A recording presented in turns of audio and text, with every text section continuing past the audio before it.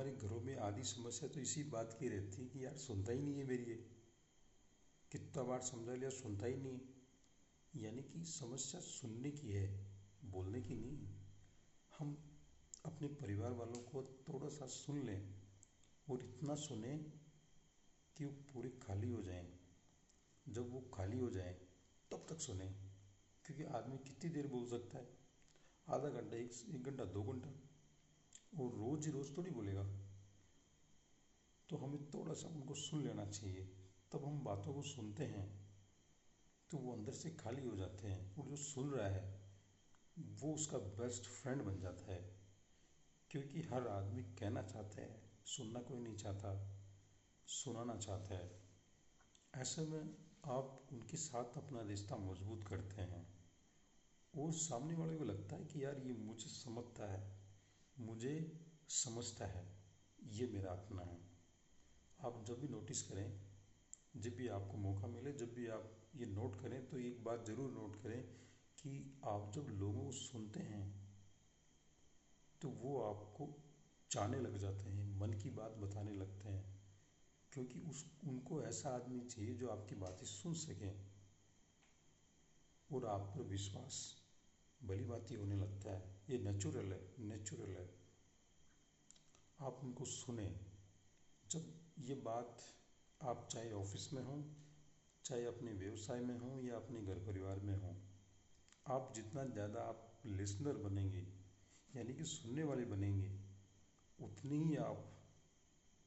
ही आप सच्चे और बेस्ट फ्रेंड माने जाएंगे, जो लोगों की बात सुन लें।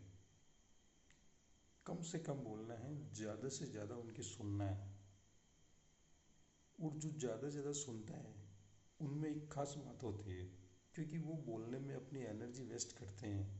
उसको जगह वो दूसरी जगह लगाएं, ताकि वो एनर्जी आपकी दूसरी जगह काम आ सकें। जब आप लोगों को सुनते हैं, सुनते कैसे हैं ये भी मैं बताता हूँ। जब हम बचपन के अंदर हमारे माँ बाप हमें कहानियाँ सुनाते थे रात को सोते टाइम, तो हम क्या हुंकारा भरते हैं, हाँ, हाँ, हाँ। फिर क्या हुआ? हाँ का मतलब होता है कि हाँ, यस, मैं सुन रहा हूँ, आगे बताइए। ये हाँ। फिर इस तरह से हमें इशारा करके बताना होता था कि मैं सोया नहीं हूँ, सुन रहा हूँ, मैं सुन रहा हूँ, मुझे नींद नहीं आई है, मुझे सुनना है, बोलो आगे क्या। यस, हाँ। तो उस कहानी सुनाने वाले को ये लगता था कि ये सोया नहीं, ये सुन रहा है, मुझे सुन रहा है। तो वो कहानी को कंटिन्यू करते हैं कि ये सोया नहीं, सुनेगा ये, और इसको मैं सुनाता हूँ। तो यही बात हम बचपन में तो याद रखते हैं, और जैसे बड़े होते हैं तो इन चीज़ों को भूल जाते हैं, महत्व नहीं देते। तो ऐसे में क्या होता है कि चीज़ें बिखराव में आ जाती है। अगर हम उन चीज़ों को आज भी दोहरा लें तो बहुत कुछ समस्या सॉल्व हो सकती है। एक पत्नी ये चाहती कि मेरे हस्बैंड मुझे टाइम दें, टाइम दें यानी कि उनको बैठ कर के सुने। आदमियों में जो बोलने का शब्द है पर डे का, वो 7,000 वर्ड्स, और वही फीमेल के लिए 20,000 वर्ड्स होते हैं पर डे के। अगर आप बातें नहीं करेंगे अपनी पत्नी से, अपने माँ बाप से, तो उनको बीमार होने लगेंगे।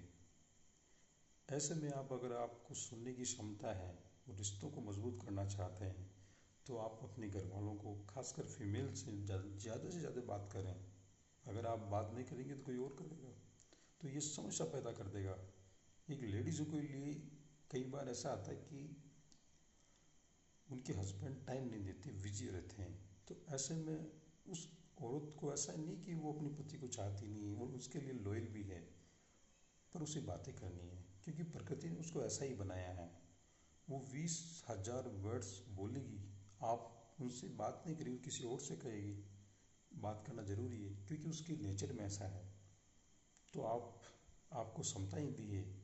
ये हस्बैंडों को स्पेशल रूप से, पतियों को एक सज़ा नहीं बोल सकते इसको, उसमें कैपेसिटी है, वो सुन सकता है।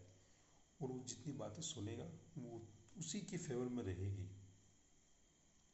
तो आप कोशिश करें ज़्यादा से ज़्यादा सुने, चाहे आपकी पत्नी की सुने, चाहे अपने परिवार के किसी मेंबर की सुने, चाहे अपने व्यवसाय में या कि बिजनेस में आप जहाँ भी हो, उस सब की बात सुने। बस सुने। आज से ही मूल मंत्र बना लें कि हमें सुनना है बस।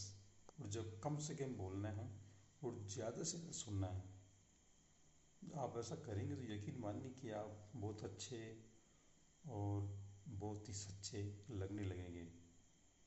सुनिए, सुन लो यार, आपके रिश्ते मधुर बनेंगे। आप उनके एक बेस्ट फ्रेंड की लिस्ट में शामिल हो सकते हैं। Thank you.